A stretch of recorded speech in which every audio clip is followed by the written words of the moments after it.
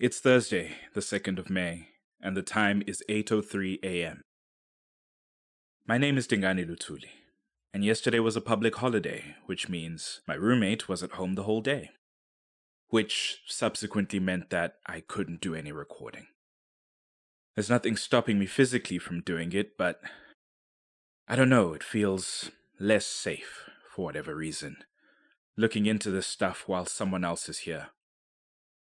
Not to mention, I don't want her walking in and hearing me, now that things have gotten much weirder. We ended up binging a bunch of TV when I woke up around sunset. She wanted to watch some action blockbuster thing with the white boy actor of the month, but I did not have the bandwidth for explosions and guns. So, we compromised on a reality show instead. She was pleased, of course, always trying to get me into some new pool dating thing, and I was happy to switch my mind off for a few hours. But that was a small mercy, as it turns out. I've been feeling worse and worse as the days pass. The sensation I described before, the clenching at the center of my chest, it's been pulling tighter and tighter. I thought it was just anxiety, distress, or quiet terror, take your pick, which would be understandable given the situation. But last night, I started to consider there might be something more going on.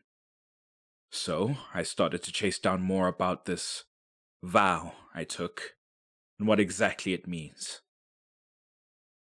This is File 1, Entry 14, an account I found written, I believe, in my grandfather's hand, on a series of torn-out A5 pages that have been strung together. Based on the first paragraph, though, I think it's a transcription of someone else's words. You'll forgive my excitement, brother. Is it all right if I call you brother?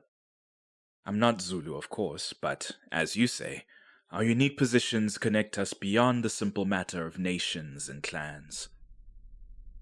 I suppose in my heart, I knew my family wasn't the only one that carried this burden. That there were others out there who could see and face the things I have. Though, I must admit, I was starting to believe I would never actually meet one. At least, not while I was still alive. We may be forsaken from our ancestors, but surely there's somewhere for us to go when our time comes. Oh, but I'm getting carried away. And you've been so patient, especially at our age when the time is that much more precious. Well then, you wanted to know more about the Bule clan. In truth, I'm not sure I have much to share. This burden was left to me by my father, and describing it that way is perhaps my being generous. He never actually told me anything about his work. On the days that I want to remember him well, I imagine it was because he had hoped to spare me this life. A life of secrecy, misfortune, and violence. But, on the days that I have no choice but to remember him as he was, the true reason comes back to me. This was the business of men, by tradition, and he had no sons to inherit it. My mother told me as much, said he had shouted it one night when she dared to ask why he never had a smile or a kind word for any of his daughters. She at least knew the matter of his vow, and the tools that he kept in a private room. After that, she learned to find him in the quiet moments, often in the moments when he had quite a bit to drink. She learned what little he would tell her about his work over their decades of marriage, and then, when he passed away, she gave it all to me. The knowledge, the tools, the conviction to claim the work as his firstborn child. I was older than you were when I made my vow, already with a child of my own, and I began to see the world as it was, rather than how we pretend it to be. As you know, most of my work is to do with medicines, plants, and other such natural things. My father helped people who were affected by Moriana, or Umuti, as you would say. He had knowledge of what practitioners used to bewitch people, and what substances he could use to counteract their work. I didn't get to inherit that knowledge, but my mother helped me there as well. She thought to send me home to her cousin, who was Ngaga, and could teach me what she was allowed to do about traditional healing. Her process was tough, as was the journey there and back, but I became even tougher for it. At first, my work rarely extended beyond my home, and the homes of those I helped. But then, I started to see the demons. The dark creatures, as you call them. As a child, I swore up and down that I had seen Ledimo, and though the memory's hazy now, I'm sure that was true. But I had never seen a creature so clearly, scampering down street in the evening as commonly as a stray dog. I tried to ignore them for some time, but as I imagine you found, that's easier said than done.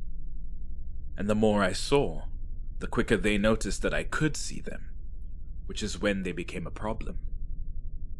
Fortunately, I had my blessed club, which is useful for grinding plants and herbs, and almost as good for splitting skulls. That was when everything changed. Destroying these demons, it empowered me somehow. I could feel the energy that came with killing them, and how it could help me do my work more effectively. I became more connected to my plants, my medicines, my sacred pot. I could feel the power flowing through me as I mixed it. I became better at telling what troubles my clients were facing, even starting to sense by instinct if they had been bewitched and how, before they could describe their symptoms. And though I probably didn't do so as much as you, I got a sense for their rituals and symbols when I managed to track down witches and their places of power. I remember when I found one early on, saw the scrawls of chalk in the ground that had been only nonsensical scratchings to me before, and I began to perceive them differently. Much like my own plants and substances, I saw the different lines and shapes and how they interacted with each other, how they combined to enhance power or mark places of birth for their creatures. It isn't really something I could write down or teach to you, but I plan to leave the knowledge for those who come after me. I think that's about as much as I can think to share, other than the similarities I've already pointed out from your response by mail. Oh, of course. My mind scatters easily these days, you see. The vow I took, the great one with whom I made an agreement. My father referred to it as Wena obeha matsohong ngaruna. I don't know much more than that, only that I can feel my connection to it when I exchange for power. When I kill a creature, or a witch if I come across one, the energy doesn't come from what I've destroyed. It comes from this spirit. So, yeah, this woman seems to be, or have been, a hunter or protector or whatever they are. Made a vow, the same as my grandfather and my father, and now me.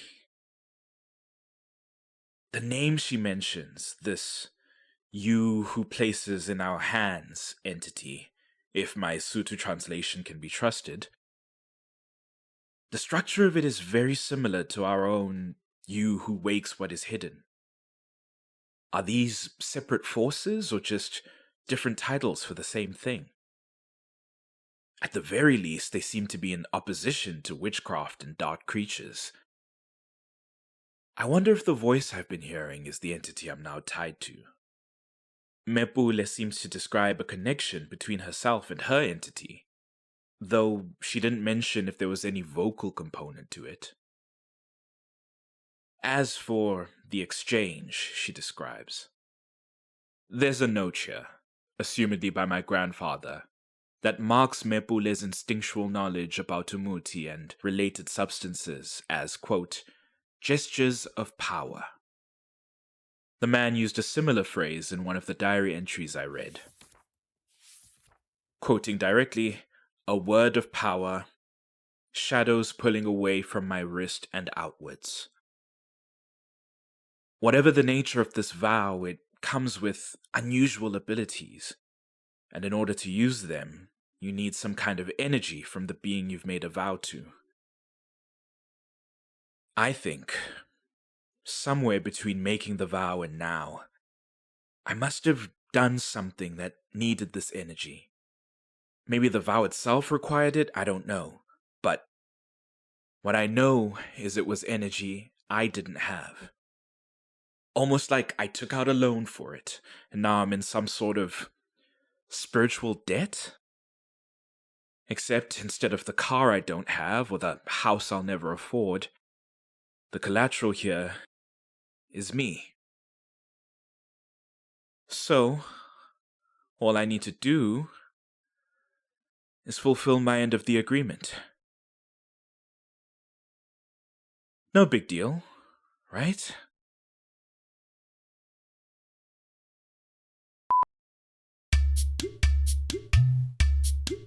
Call to the Dark, created by Sandile Dlamini,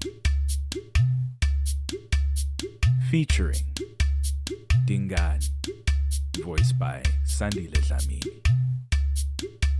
To keep up with the show, visit @CallDarkPod on social media or email calldarkpod@gmail.com.